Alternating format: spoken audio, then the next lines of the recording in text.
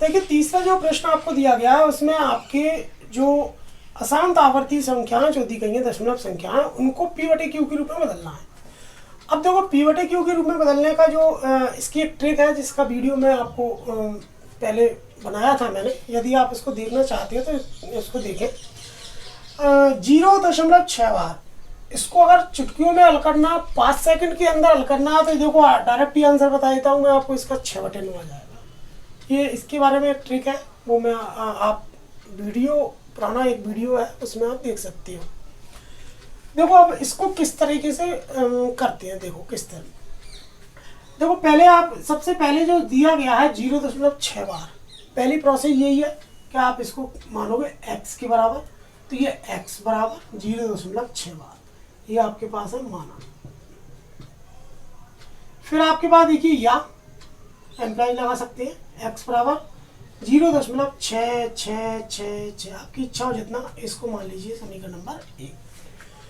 देखो अब इसको हल करने के तरीके ये मैंने आपको एक कंसेप्ट बताया था कि आपको ये देखना होता है कि दशमलव के बाद कितने बार संख्याएं हैं बिना बार वाली और बार वाली। तो सबसे पहले आप ये देखिए कि बिना बार वाली कितनी संख्या है, तो बिना बार वाली इसमें कोई संख्या नहीं है दशमलव के बाद में। तो अब आपको देखना है कि बार वाली संख्या कितनी है। तो बार वाली संख्याओं को यदि देखा जाए तो कितनी है, केवल 1। तो अगर 1 है तो 10 से गुणा करेंगे, 2 है तो 100 से, और 3 है तो 1000 से। तो आपके पास केवल एक ही संख्या है जो बार वाली है, बिना बार वाली तो है ही नहीं है इसमें, केवल बार वाली है। तो देखिए केवल एक संख्या होने की वजह से समीकरण 1 को आपको समीकरण 1 को 10 से गुणा करने पर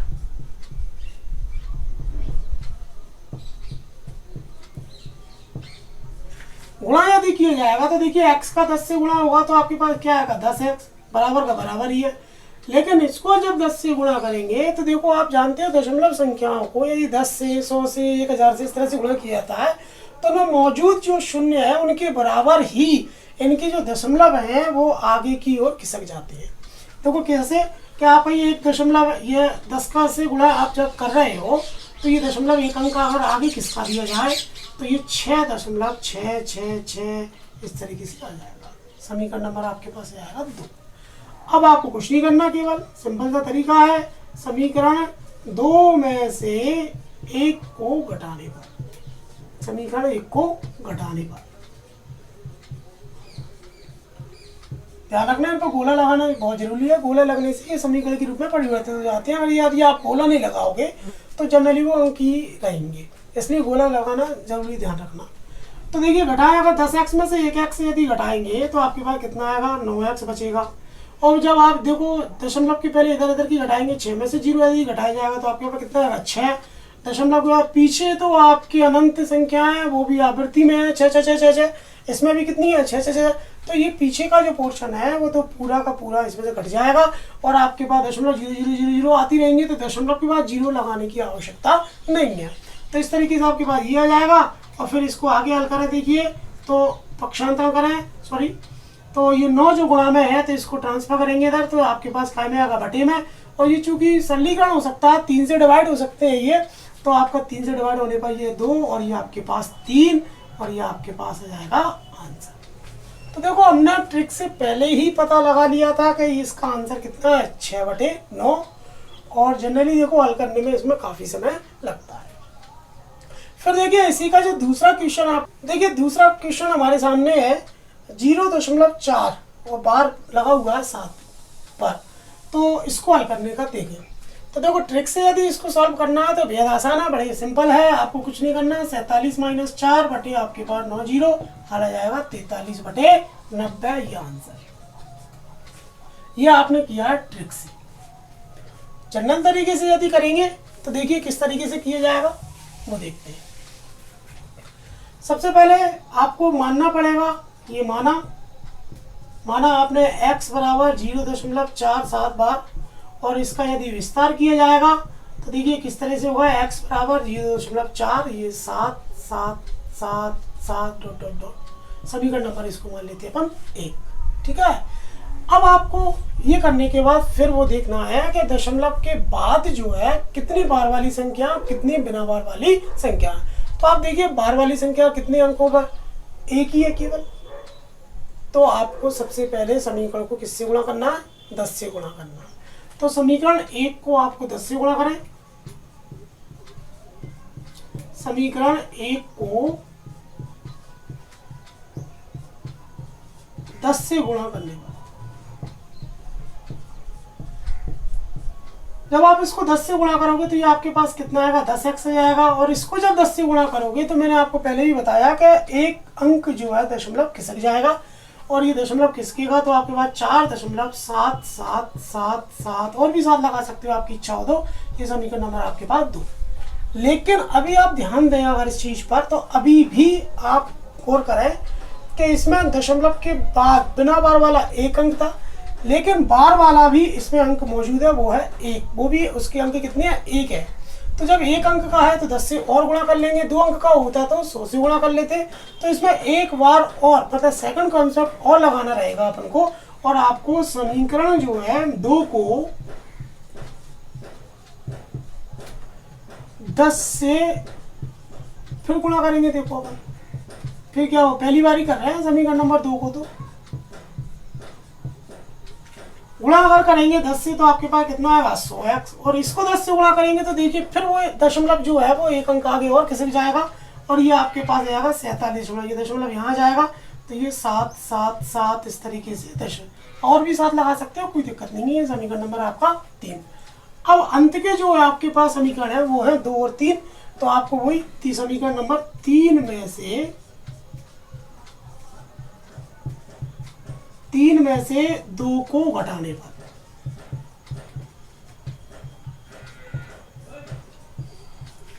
घटाओगे देखिए 100x में से, आपको पहले बाह्य पक्ष में से बाह्य पक्ष घटाना। 100x में से 10x घटाओगे कितना बचेगा, 90x। ये बराबर है, ये बराबर, चलो ये बराबर लगा देते हैं। अब दशमलव की पहले इधर घटा देते, देखो 47 में से यदि 4 अगर आपके जाते हैं तो आपके पास कितना आएगा, 43। दशमलव के पीछे जो है सारी संख्या अंक समान है, घटेंगे तो 000 आएगा, और जब 0 आता है तो उसको लिखने की आवश्यकता नहीं होती है। तो इस तरीके से ये 43। इसके बाद देखिए या तो x बराबर, देखिए तो 90 को जब अपन इधर लाएंगे तो ये बटे में आएगा, 43 बटे आपके पास 90। ये किसी भी अंक से डिवाइड नहीं हो रहे हैं, तो इस तरीके से आपके पास ये क्या आ जाएगा, आंसर। देखिए पहले जो अपन ने ट्रिक से किया था, इतना लंबा आपको करने की जरूरत नहीं पड़ी थी, और 43 बटे 90 जो है बड़ी आसानी से आ गया था। इसके बाद इसका जो तीसरा प्रश्न है वो देखिए क्या है। तीसरे प्रश्न में आपको दिया गया है 0.001 और तीनों पर बार। ट्रिक से यदि किया जाए तो बेहद आसान है, 1/999 आपका आंसर, सीधा सा है। लेकिन चूंकि कक्षा 9 में हमको विधि का उपयोग करना पड़ता है, या जनरली पढ़ते हैं तो विधि से इनको हल किया जाता है, तो वो देखते हैं। देखो सबसे पहले वही इसको आपको क्या मानना पड़ेगा, x के बराबर मानना पड़ेगा। ये आपने कर दिया माना। उसके बाद देखिए या इसको आप लिखोगे x बराबर, तो 0 तीनों पर बाहर है तो 001, फिर 001, फिर 001 डॉट डॉट डॉट डॉट। ये समीकरण नंबर आपके पास 1। अब आप देखिए कि समीकरण इसमें ये जो क्वेश्चन है इसमें आपके 0.001 मतलब 3 अंकों पर बार लगा हुआ है। इसमें बिना बार वाली कितनी संख्या है, तो बिना बार वाला कोई भी अंक नहीं है। ये बिना बार वाला अंक नहीं है तो इसका मतलब ये है कि इसमें फिलहाल गुणा करने की आवश्यकता नहीं है। अब आप देखिए बार वाले अंकों पर, तो बार वाले कितने अंक होगा, 1 2 3, टोटल कितने अंक होगा 3। तो 3 का मतलब आपको 1000 से गुणा करना पड़ेगा। तो समीकरण 1 को 1000 से गुणा करने पर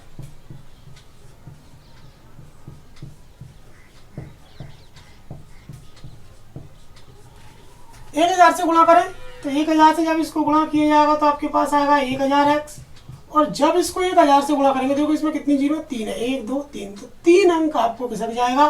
तो ये यहाँ से देखो 1 अंक 2 अंक और ये 3 अंक, तो ये आपके पास बचेगा 1। यहाँ आगे 3 जीरो और लगी रहेंगी। फिर देखिए यहाँ से दशमलव, तो इसकी जीरो लगाने का कोई औचित्य नहीं है, इसके मान में कोई परिवर्तन नहीं होना। पीछे जो है देखिए ये दशमलव यहाँ से खिसकेगा तो कहाँ पहुंचेगा, यहाँ पर। तो इस तरीके से 0 0 1 0 0 1 डॉट डॉट डॉट डॉट, समीकरण नंबर 2। अब देखिए समीकरण 2 में से 1 को घटाने पर। इसमें तीसरे समीकरण का कोई लफड़ा नहीं है। क्यों नहीं है? क्योंकि इसमें बिना बार वाली संख्याएं ही नहीं है। तो बिना बार वाली और बार वाली संख्याएं होती हैं तो तीसरा समीकरण बनता है, और यदि केवल बार वाली संख्याएं हैं तो केवल आपके दूसरा समीकरण तक ही आप सीमित रह जाओगे और 2 में से समीकरण नंबर 1 को घटाएंगे। तो ये समीकरण नंबर 2 में से 1 को घटाने पर, और जब आप घटाओगे देखिए तो 1000 में से 1000x में से 1x को यदि घटाओगे तो आपके पास आएगा 999x। और फिर जब आप देखिए दशमलव किधर से घटाएंगे, देखिए तो देखो 1 और ये 0, दशमलव में इस दशमलव के बाएं पक्ष में 0 है, इसमें दशमलव के बाएं पक्ष में 1 है। तो 1 में से 0 अगर जाएगा तो आपके पास 1 आएगा। तो दशमलव के पीछे के सारे अंक सेम टू सेम है तो घट जाएंगे और आपके पास क्या बचेगा? 0 बचेगा। तो 0 बचेंगे तो उनको लिखने की आवश्यकता नहीं है। अब ये आपके पास आ गया। उसके बाद देखिए या अब x इसको जब ट्रांसफर करेंगे 1/999 आपके पास आंसर। ठीक है, देखिए ट्रिक से आपने बहुत पहले निकाल लिया था कि 1/999 कैसे आएगा। देखिए नेक्स्ट क्वेश्चन हमारे पास है 0.999 इसको आपको p/q के रूप में बदलना है। और साथ में आपसे ये भी कहा गया है कि जब आप इसको p/q के रूप में बदलोगे तो आप आश्चर्यचकित हो जाओगे, या ये कहें कि इसके उत्तर का सत्यापन आपको अध्यापक और आपके विद्यार्थियों सम्मिलित रूप से आपको करना है।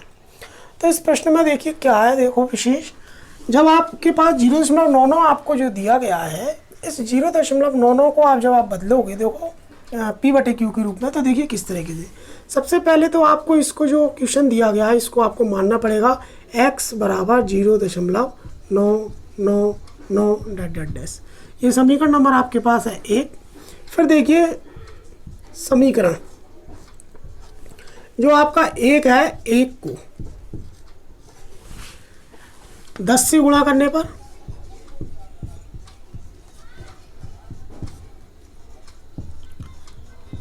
अब सवाल ये आता है कि 10 से गुणा क्यों किया गया है।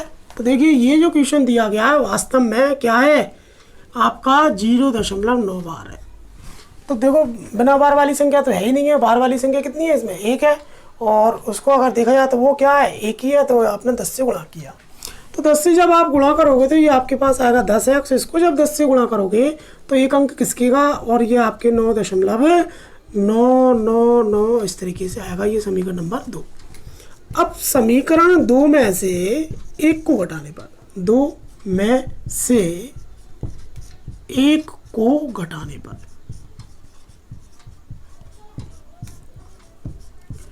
घटाए 10x में से 1x गया, 9x बचेगा। अब देखिए 9 में से 0 जाएगा तो आपके पास 9 आएगा। फिर दशमलव के पीछे सेम टू सेम है, 0 बचेगा। x बराबर आपके पास आएगा 9/9 और बराबर 1। ये आंसर। अब आश्चर्यचकित होने वाली बात क्या है इसमें, वो देखिए कि जो क्वेश्चन दिया गया है जिसका पर्पज वो है, वो देखिए कि 0.999 आपको दिया गया है, फिर ये जो है वो 1 के बराबर कैसे हो सकता है। तो देखिए इसमें समझने वाली बात ये है कि जो 1 जो मान आपको प्राप्त हुआ है वो इसके लगभग न के बराबर है, मतलब थोड़ा सा इतना कम अंतर है जिसको इसमें प्रदर्शित करने की आवश्यकता नहीं है। इसलिए 0.999 को आप 1 के बराबर मान सकते हो। देखिए नेक्स्ट प्रश्न आपका जो 5th क्वेश्चन जो आपको दिया गया है, इसमें आपसे कहा गया है कि 1/17, ठीक है, इसका जब दशमलव प्रसार निकाला जाएगा तो इसके प्रसार में पुनरावृत्ति तक कितने अंक होंगे या कितने अंकों के पश्चात पुनरावृत्ति प्रारंभ हो जाएगी। तो देखो इसका एक बहुत सिंपल सा एक तरीका, आप ऐसे जनरली आप वैसे पता लगा सकते हो। इसका वो तरीका देखिए कि आपके पास जिस अंक में, ये ध्यान रखना, इसका जो तरीका जो आपको बताया जा रहा है वो तरीका केवल जब ही लागू है जब आपके अंश के रूप में 1 है, और हर में कितना भी हो सकता है, कोई दिक्कत नहीं है। तो इसमें आपके पास 17 है, तो ये खुद ही बता रहा है कि भाई 17 में से 1 अगर जाएगा तो कितना बचा 16। तो इसका जब दशमलव प्रसार निकालेंगे तो 16 अंक के बाद अंकों के पुनरावृत्ति होना शुरू हो जाएगी।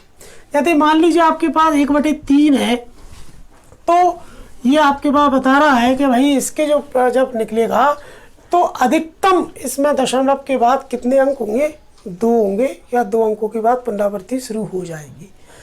तो अधिकतम की बात कर रहे हैं, मिनिमम 1 भी हो सकता है, 2 हो सकता है, परंतु अधिकतम की बात की जा रही है। तो अधिकतम अपन लगा सकते हैं, न्यूनतम इसमें पता लगाना जनरली पॉसिबल नहीं होता है। अधिकतम का ये पता लगाया जा सकता है कि 17 अगर है आपके पास, 17 माइनस 1 मतलब आपके पास कितना आएगा? 16। पर ये सवाल को बिना हल करके ये नहीं बताया जा सकता कि भाई 16 के बाद ही आएगा क्या, या 15 के बाद ही आएगा क्या, या 14 के बाद ही आएगा क्या। परंतु ये जरूर फाइनल हो सकता है कि अधिकतम कितने रहेंगे आपके पास? 16 रहेंगे। जैसे इसमें अधिकतम कितने रहेंगे? 2। यदि 4 लगा हुआ तो अधिकतम कितने रहेंगे? 3। या 5 लगा हुआ तो अधिकतम कितने रहेंगे अंक? 4। परंतु अधिकतम रहेंगे, न्यूनतम की कोई गारंटी नहीं है। देखिए, यदि इसका प्रसार यदि आप निकालते हो तो प्रसार निकालने के लिए आपको भाग देना पड़ेगा, और 1 में आपको 17 का भाग देना पड़ेगा। काफ़ी लंबा होने वाला है देखिए, क्योंकि 1 में यदि 17 का भाग यदि देंगे तो जैसा कि जनरली मैं आपको बता रहा हूँ कि 17 है तो 16 के लगभग हो सकता है, या कम भी हो सकते हैं। देखिए, पर भाग दे के पता पड़ेगा कि आपको कितना हुआ। तो देखिए, 17 में हम 1 का भाग 1 में 17 का भाग देते हैं। देखिए, जब 1 में 17 का भाग दिया जाएगा तो इस तरीके से आपको अंक प्राप्त होंगे, और देखने में काफ़ी लंबे लग रहे हैं आपको। देखिए, और इसको पढ़ते हैं, देखो 0.0538525294117 देखने में ही काफ़ी लंबे हैं। अब इनको आपसे पूछा गया है कि इसके प्रसार में कितने अंक हैं, तो देखिए गिनते हैं अपन लोग। 1 2 3 4 5 6 7 8 9 10 11 12 13 14 15 16। तो इसके दशमलव प्रसार में टोटल कितने अंक आए आपके पास? 16 आएंगे।